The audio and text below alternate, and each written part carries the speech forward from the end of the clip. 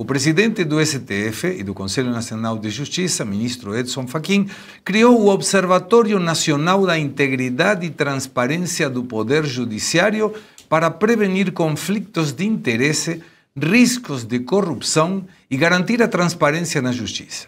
A iniciativa foi formalizada na segunda-feira, quando o ministro assumiu a presidência das duas instituições. Temos 3 advogados aqui. André Marsiglia, que expectativa você tem dessa comissão? Nenhuma. Menos 13 é a minha expectativa, como diz um amigo nosso, Serrão. Olha, eu venho dizendo isso, é bom... enfim, guardem, depois vocês me cobrem. O Fachin não vai mudar nada. Nada. O Fachin é mais do mesmo. O que o Fachin... O cargo de presidência do STF é o mesmo cargo de rainha da Inglaterra, né? Com a diferença de que a rainha da Inglaterra vive mais e é mais barato também. Mais barato, a corte britânica é muito mais barato que o STF.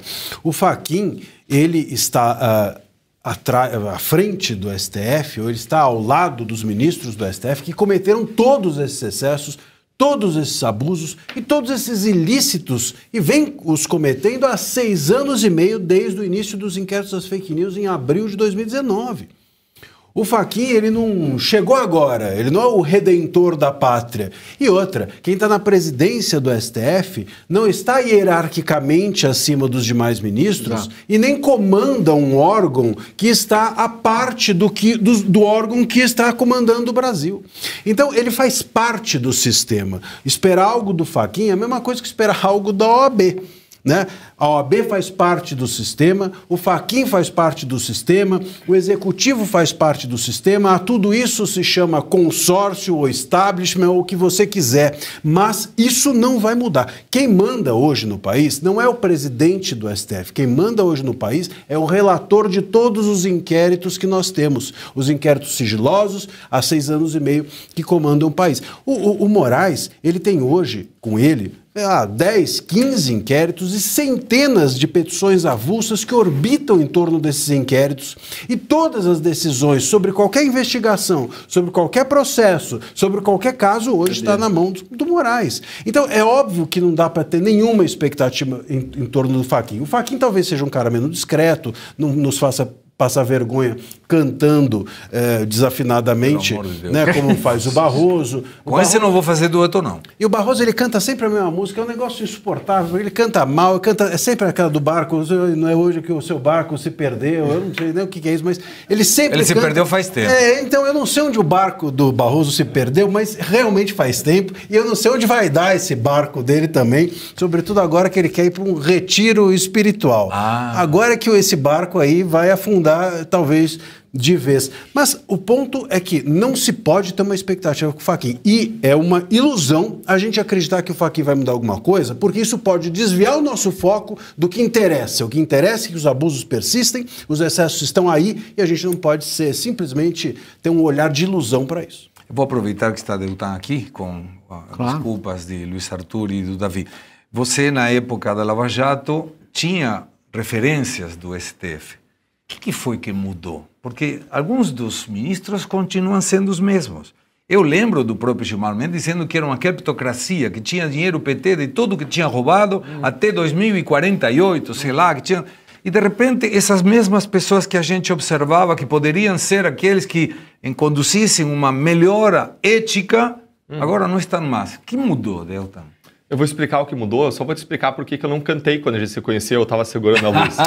Depois o Marcelo ia falar aqui que eu canto mal, só que com razão ele ia falar, viu? Na próxima a gente inclui, Aliás, eu não vou cantar aqui porque senão a audiência vai decrescer, ó. Ela vai para 13... deveria cantar, né? Ó a turma do fundão, ó. Olha só, Segré.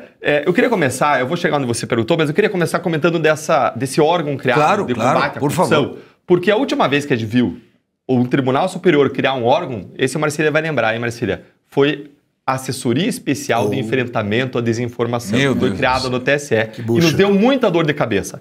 Vamos pensar, o STF, ele tem atribuição constitucional para criar esse órgão de combate à corrupção dentro do Judiciário? Não, não tem. Ele não pode inventar do nada, não pode tirar uma carta da manga e assessoria, que vão criar uma assessoria, vão criar um órgão de combate. Não tem isso, não existe. Quem cria a Constituição e a lei é o Congresso Nacional. Ele não pode fazer isso. E mais, já existe um órgão com essa responsabilidade.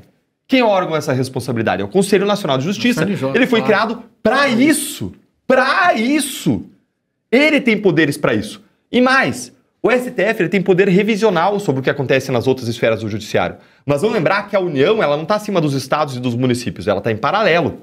Existe uma federação com poderes paralelos, algumas atribuições concorrentes, mas as atribuições são paralelas. Então, o STF ele não está acima do Tribunal de Justiça no sentido administrativo, no sentido funcional. Ele está acima com o poder de revisão em relação a matérias constitucionais. Então, ele não tem poder para dizer o que o tribunal está fazendo de certo e de errado na gestão das suas contas. Quem tem poder para isso é o CNJ. Aí, eu quero chegar no ponto. Por que ele criou esse órgão? Por que ele criou esse órgão? Né? Porque não tem atribuição constitucional, não existe previsão legal. Não existe sentido, porque eles não têm hierarquia sobre os outros. Não tem como esse órgão funcionar para o propósito declarado dele. Por que ele criou? E agora a resposta é... Você lembra quando o Barroso criou aquela gravatinha lá do STF? Sim, cara pra caramba. Cara, mau gosto, tá bom. Mau gosto, concordo. Lembra quando? Lembra quando eles chamaram os influencers para visitarem o STF? O que eles queriam com isso? Melhorar a imagem deles. Cada presidente do Supremo que está assumindo, ele está consciente da perda de popularidade e credibilidade e quer resgatar isso desesperadamente. E o Barroso adotou a estratégia de chamar os influencers para perto. O Fachin está adotando uma estratégia estrutural e institucional de criar estruturas que busquem resgatar missões, nomes, categorias. Quem não gosta de combate à corrupção? Quem não gosta de aumento de transparência? Só que não faz sentido ele fazer isso lá. A não ser que seja para resgatar a imagem do STF. Esse é o primeiro ponto. E aí você me pergunta, essas pessoas, Fachin, Barroso, Fux, atuaram de modo muito firme na Lava Jato. O que mudou? Por que mudou a nossa leitura dessas pessoas? Porque são dois eixos diferentes. Um eixo é combate à corrupção. Como que eles atuam no tocante a combate à corrupção. A independência deles em relação ao poderoso. Outra coisa é alinhamento ideológico. Se você pegar o Barroso e o Fachin, eles não são pessoas que têm grande poder na corte.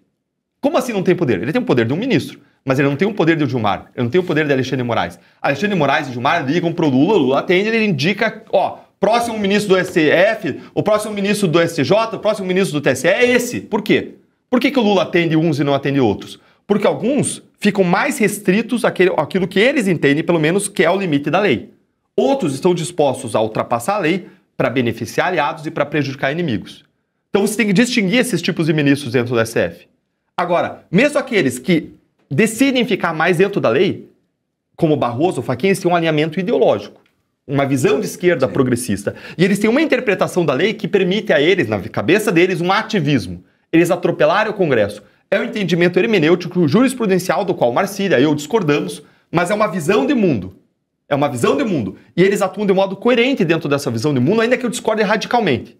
Agora, quando eu vou falar de Alexandre de Moraes, quando eu vou falar de Gilmar, aí a conversa é outra. Porque aí não é ativismo, aí não é progressismo, aí é abuso de poder.